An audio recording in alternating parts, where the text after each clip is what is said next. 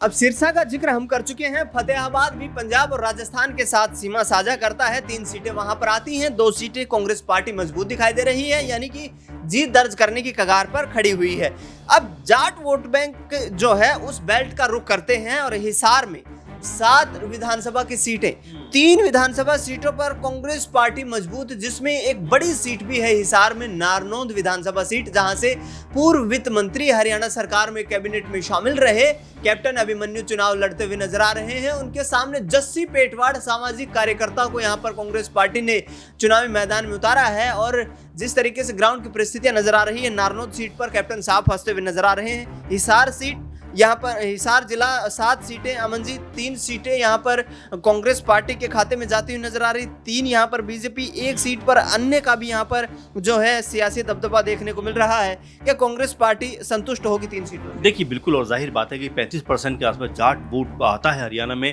और इसी तर्ज पे बीजेपी ने किरण चौधरी को अपने पक्ष में लाया कि भाई कह सकते हैं कि जाट वोट बैंक हमारे कह सकते हैं हिस्से में आए। लेकिन जो आंकड़े हमारे सामने आ रहे हैं वो ये बताते हैं कि बहुत ज़्यादा फर्क नहीं पड़ रहा है, क्योंकि जो हुड्डा का अपना बनाया हुआ जनाधार है वो कहने को उनके साथ खड़ा हुआ है, और लगभग 3 से 4 सीटें, जैसा आप जिक्र भी कर रहे हैं 203 सीटें, आई थिंक 4 सीटों का जिक्र कर रहे हैं हम। हाँ, तो ये बताता है कि कांग्रेस पार्टी का प्रभाव यहाँ पर है, और अगर नतीजे वैसे रहे तो फिर कांग्रेस पार्टी मजबूती के साथ में आगे बढ़ती हुई आने वाले जब परिणाम होंगे, जैसा हम लोग जिक्र कर रहे हैं, और अभी तो सिर्फ हम लोग जो रिपोर्टर्स ने हमारे चीज़ें भेजी उन्हीं के ऊपर बात करें, लेकिन जब परिणाम सामने आएंगे उसमें ये जो कह सकते हैं सीटें हैं, आंकड़े हैं, ये महत्वपूर्ण भूमिका निभाएंगे। बिल्कुल, जींद की बात करते हैं और जींद के बारे में कहा जाता है कि जिसके साथ जींद उसको आएगी जबरदस्त नींद, और जिसके साथ नहीं है जींद उसकी उड़ा देगा जींद नींद। तो ऐसे में काफी दिलचस्प हो जाता है। 5 सीटें आती हैं, कामयाबी हासिल की। पानीपत में 4 सीटें आती हैं, 2 सीटों पर बीजेपी नजर आ रही है, यहाँ पर बढ़त लेती हुई दिखाई दे रही है, 2 सीटों पर कांग्रेस पार्टी को जीत मिल सकती है। पानीपत में भूपेंद्र सिंह हुड्डा, दीपेंद्र सिंह हुड्डा ने लंबे वक्त से यहाँ पर जो है डेरा डाला हुआ है, और कहीं ना कहीं ये कोशिश क्या कांग्रेस पार्टी की तरफ से, हुड्डा पिता पुत्र की तरफ से की जा रही है कि भाई जीटी बेल्ट जो है वहां पर 50% यदि सीटें कांग्रेस पार्टी यहाँ पर बराबरी पर छूटती है तो कोई यहाँ पर एक बुरा परिणाम नहीं होगा, और इसी को देखते हुए पानीपत में 2-2 सीटों पर बराबरी पर दोनों पार्टियां दिखाई दे रही है। किस तरीके से समझते हैं? देखिए बिल्कुल, जाहिर बात है कि जिस तरह की मेहनत की गई कांग्रेस पार्टी की तरफ से, क्योंकि 10 साल सत्ता से बाहर रहे, उनको पता है सत्ता से बाहर रहना क्या होता है, और ऐसे में हर एक पॉइंट पर उन्होंने काम किया है। आपने जिस तरह का जिक्र भी किया कि जीटी बेल्ट पंजाबी बेल्ट है, और इस तरीके से यहाँ पर अगर पंजाबी वोट भी उनको मिला है, या यूं कहा जाए कि जिस तरह से उन्होंने एक माहौल डेवलप किया है, कांग्रेस पार्टी की जो योजना है वो पहुंचाने का काम किया है, एक ऐसा माहौल बनाने का प्रयास किया है जिसमें उन्होंने ये कहा कि किसानों के साथ में कोई बर्बरता नहीं होगी। जो अग्निवीर योजना है हम इसको एक तरीके से दोबारा रीडिफाइन करने का प्रयास कर रहे हैं, लगातार सरकार से मांग कर रहे हैं, यानी कि जो जमीनी मुद्दे हैं उनको लेकर लगातार ये आगे बढ़े हैं। अब ऐसे में पिता पुत्र की जो जोड़ी है उसको कितना सपोर्ट मिलता है, क्योंकि अगर आंकड़ों की बात करें 2-2 की सीटों पर बीजेपी कांग्रेस पार्टी लगभग बराबर आकर खड़ी हुई है, और ये बताता है कि कांग्रेस ने अपने आप को दोबारा रीस्टैब्लिश करने के लिए जो मेहनत की है उसकी जो कह सकते परिणाम है वो निकल के सामने आ रहे हैं। कैथल जिला भी काफी दिलचस्प हो जाता है, और कैथल जिले में एक सीट है कलायत। कलायत से एक तरफ जहां हिसार से सांसद जयप्रकाश के बेटे चुनाव लड़ते हुए नजर आ रहे विकास सहारण, तो दूसरी तरफ आम आदमी पार्टी के प्रदेश अध्यक्ष अनुराग ढांडा, और अनुराग ढांडा और विकास सहारण के बीच आमने सामने की टक्कर है। ऐसे में कैथल में जो है 2 सीटें यहाँ पर कांग्रेस पार्टी को जाती नजर आ रही हैं, 1 सीट आम आदमी पार्टी यहाँ पर बढ़त लेती हुई दिखाई दे रही है। क्या आम आदमी पार्टी का 2024 में हरियाणा में विधानसभा चुनाव में खाता खुलने वाला है? देखिए दिनेश जी, बिल्कुल आम आदमी पार्टी का जिक्र आपने बहुत देर से लिखा है, लेकिन देखिए जाहिर बात है कि आम आदमी पार्टी ने शुरुआत में भी कोशिश की थी कांग्रेस पार्टी के साथ में अलायंस किया जाए, गठबंधन किया जाए, लेकिन वो कोशिशें अंजाम तक नहीं पहुंची। आखिरकार आम आदमी पार्टी ने फैसला किया कि भाई हम अकेले दम पर चुनाव लड़ेंगे, और अब इतने जिले गिनने के बाद कहीं 1 सीट है जो आम आदमी पार्टी के खाते में जाती हुई नजर आई। लेकिन देखिए आम आदमी पार्टी का अभी तक हरियाणा में ऐसा कुछ रहा भी नहीं, लेकिन अगर इक्का दुक्का सीटें भी उनके कह सकते हैं पाले में आती हैं तो ये उनकी जीत होगी, क्योंकि आप देखिए दिल्ली से लेकर पंजाब, गुजरात और गोवा और तमाम जगह पर उनके अब जो है चुनाव लड़े हैं, जीते भी हैं। ऐसे में हरियाणा भी अगर शामिल होता है तो एक उम्मीद के तौर पर आने वाले दिनों में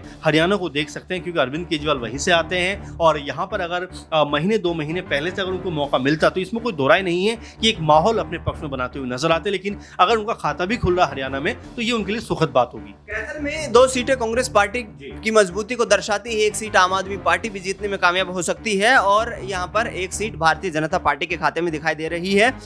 सिरसा विधानसभा सीट के साथ साथ लोकसभा सीट का भी जिक्र करना जरूरी हो जाता है, क्योंकि विधानसभा चुनाव से पहले लोकसभा के चुनाव थे और कुमारी शैलजा ने वहां से जीत दर्ज की थी। तो ऐसे में 5 विधानसभा की सीटें आती हैं सिरसा में, और शायद ऐसा हो सकता है कि हरियाणा में सिरसा एक ऐसा जिला रहे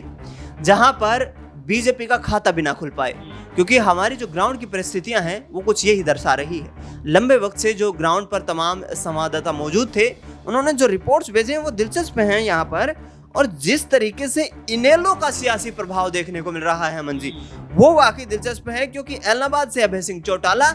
और सिरसा से यदि बात करें तो हलोपा के यहाँ राष्ट्रीय अध्यक्ष गोपाल कांडा और गोकुल सेतिया के बीच कड़ी टक्कर देखने को मिल रही है। दोनों बराबर के यहाँ पर दबंगई के मामले में देखा जाए तो बराबर के यहाँ पर उम्मीदवार दिखाई देते हैं, क्योंकि गोकुल सेतिया पंजाब यूनिवर्सिटी में सक्रिय रहे। बताया जाता है कि गोल्डी बराड़ और विक्की मिड्डू खेड़ा जैसे बड़े जो एक नामी गैंगस्टर रहे हैं, उनसे भी उस दौरान उनका यहाँ पर संबंध रहा है। हालांकि उन तमाम यहाँ पर संबंधों को अब दरकिनार करते हुए गोकुल सेतिया नजर आ रहे हैं। तो सिरसा जिला जहां पर क्या कुमारी शैलजा यहाँ पर कांग्रेस पार्टी के लिए रंग लाती हुई दिखाई देंगी, और यहाँ अभय सिंह चौटाला काफी सियासी प्रभाव रखते हैं। तो यहाँ पर कांग्रेस पार्टी यदि 5 में से 2 सीटें भी निकाल पाई तो क्या यहाँ पर मजबूती से वापसी के संकेत दिखाई दे रहे हैं? देखिए बिल्कुल, और सिरसा में ये बात भी आप मानकर चलिए कि शैलजा का प्रभाव अगर रहा और यहाँ पे 2 से 3 सीटें भी, जैसे हम आंकड़ों में भी कह रहे हैं कि अगर कांग्रेस के पक्ष में आती हैं तो कहीं ना कहीं शैलजा का जो प्रभाव है वो बढ़ता हुआ नजर आएगा। लगातार जो सीएम पद की चर्चा चल रही है कि उनको सीएम पद पर बैठाया जाना चाहिए, और अगर यहाँ पर उनका प्रभाव दिखाई पड़ता है 2 से 3 सीटें जो हम जिक्र कर रहे हैं, अगर इसमें भी प्लस हो जाती है एक सीट, तो ये मानकर चलिए कि फिर वो अपनी दावेदारी भी पेश कर सकती हैं। गोपाल कांडा का आपने जिक्र किया, जो तय नहीं कर पा रहे कि बीजेपी के साथ हैं, बीजेपी के साथ नहीं है, और यहाँ पर दिलचस्प अपने आप में ये लड़ाई हो जाती है। और सिरसा की जो लड़ाई है वो इसलिए भी अहम हो जाती है दिनेश जी, कि यहाँ का जो भी कह सकते हैं कि जो परिणाम सामने आएगा उसमें सीएम बनने को लेकर या सीएम पद को लेकर जो लड़ाई है वो और ज़्यादा, अगर कांग्रेस पार्टी सत्ता में आती है, जैसा हम लोग आंकड़ों में भी बता रहे हैं कि लगभग जो स्थिति है वो कांग्रेस के पक्ष में जाती हुई नजर आती है। तो यहाँ पर शैलजा भी जो है, अगर परिणाम बेहतर रहे, परिणाम कांग्रेस पार्टी के पक्ष में रहे, तो सीएम पद का दावा ठोक सकती हैं। शैलजा भी सीएम पद का दावा ठोक सकती हैं और लोकसभा सांसद हैं। जिस तरीके से सिरसा में जबरदस्त यहाँ पर अनुसूचित जाति के जो वोट बैंक हैं उसका भी एक सियासी प्रभाव देखने को मिलता है और निर्णायक भूमिका में है, तो उस आधार पर कांग्रेस पार्टी ये उम्मीद कर रही है कि कम से कम डबवाली सीट जहां से अमित सिहाग चुनाव लड़ रहे हैं, दिग्विजय सिंह चौटाला भी वहां से चुनाव लड़ रहे हैं, लेकिन दिग्विजय चौटाला का यहाँ पर पलड़ा जो है कमजोर दिखाई दे रहा है। तो 2 सीटें यहाँ पर गोकुल सेतिया की सिरसा सीट और इसके साथ साथ डबवाली सीट पर कांग्रेस पार्टी को यहाँ पर जीत की उम्मीदें हैं। 3 सीटों पर इनेलो या फिर उनके सहयोगी दलों को जीत मिलती हुई नजर आ रही है।